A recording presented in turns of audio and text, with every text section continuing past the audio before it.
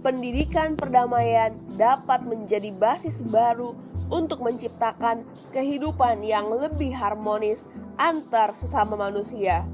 Mimpiku melihat dunia tanpa ada kekerasan, tidak ada lagi pukulan, hantaman, cubitan, dan kekerasan fisik lainnya.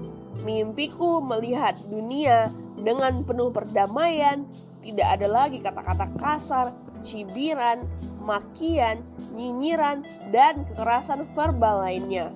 Kita harusnya sadar kalau kita ini sama-sama manusia, makhluk ciptaan Tuhan yang paling sempurna dibanding ciptaan lainnya. Manusia diberikan anugerah akal untuk berpikir dan memilah mana yang baik dan mana yang buruk, bukan untuk digunakan untuk berbuat keji dan licik kepada makhluk lain yang dianggap berbeda. Yuk sama-sama kita menjadi manusia yang selalu dapat memanusiakan manusia lainnya, yang selalu menghargai ciptaan Tuhan lainnya. Mari turut bahu-membahu wujudkan pendidikan yang damai di Indonesia. Dengarkanlah, sebab ini narasi kita bersama.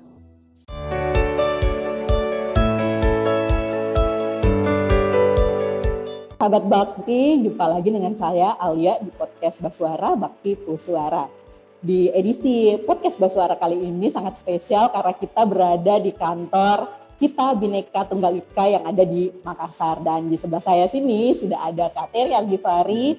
Beliau adalah salah satu pendiri sekaligus saat ini menjabat sebagai direktur dari Kita Bhinneka Tunggal Ika.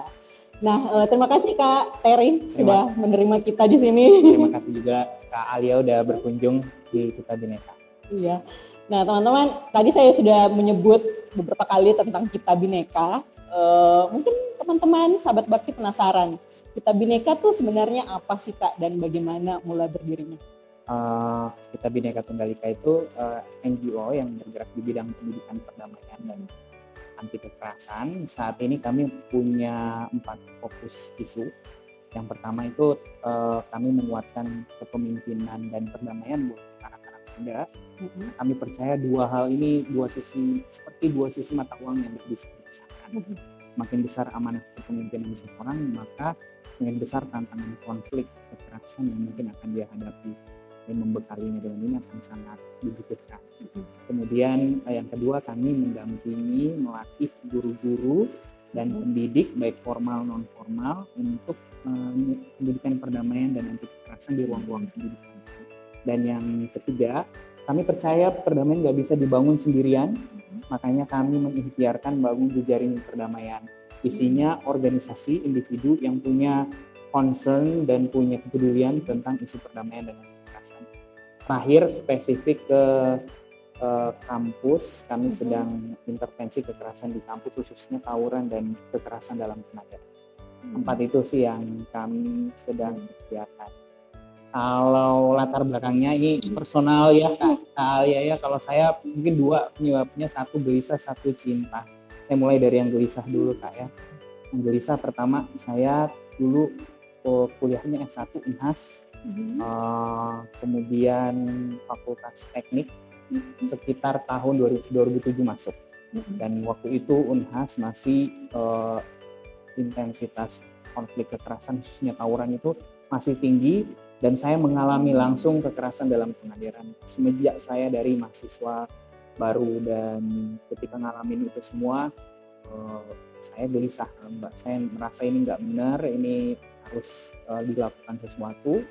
Dan akhirnya itu kegelisahan itu yang terus terawat di dalam diri saya.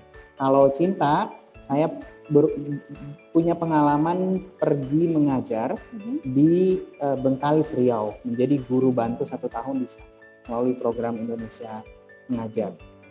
Dan di sana saya dapat 2 pengalaman berharga. Yang pertama itu pengalaman buat saya untuk berjumpa dengan teman-teman saya sesama pengajar muda, waktu itu guru-guru bantu yang akan ke berbagai daerah. Dan waktu itu saya mewakili Indonesia Timur satu-satunya, dan saya ketemu teman-teman dari Kalimantan, Jawa, Bali, Sumatera. Wah, ini pengalaman saya ketemu berbagai macam. Dan itu kaya sekali. Pas bertugas, saya ditempatkan di Bengkalis, Riau, perbatasan Malaysia. Secara budaya mirip budaya bahasa dan budaya orang Melayu Malaysia juga gitu. Bahasanya mirip Upin Ipin tapi dipercepat beberapa kali.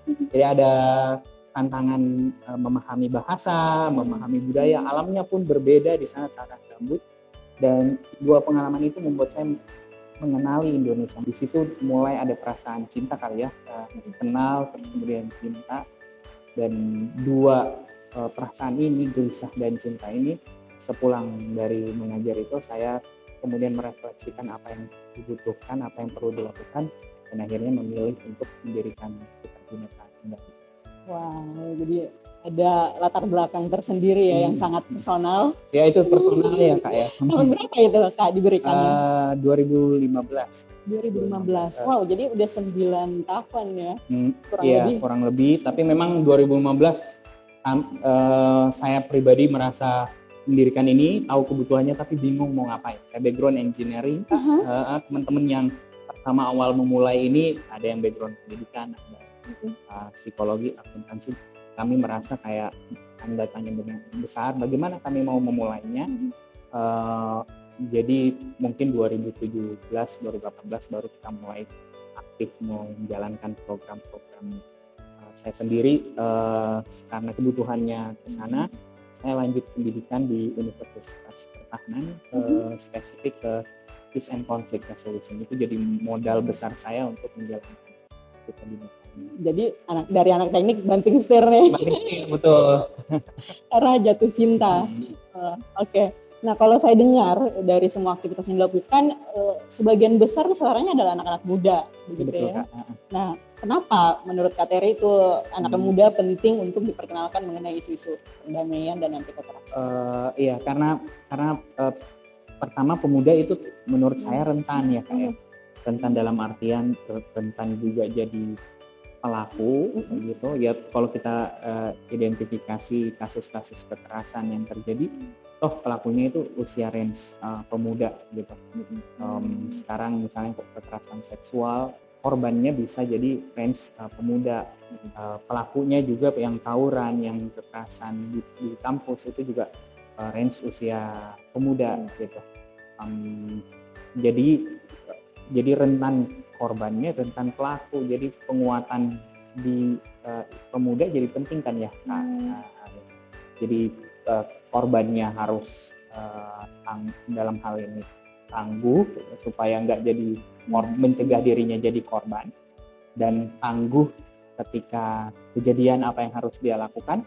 Itu sebaliknya untuk pelakunya, dia aware kalau yang dia lakukan selama ini keliru, salah gitu, dan tahu apa yang harus dilakukan untuk memperbaiki. Jadi menurut saya jadi concern utama sih di sana, apalagi jumlahnya juga banyak kan ya. Iya. Mengingat sekarang lagi bonus demografi juga, jadi yang usia-usia muda ini lebih banyak ya. Kebinekaan itu memang fakta, kita memang sangat beragam, tapi kebinekaan ini tergantung bagaimana responsnya kita. Kadang-kadang kepentingan damainya satu orang bisa membuat bertentangan dengan kepentingan damainya orang lain, seperti itu.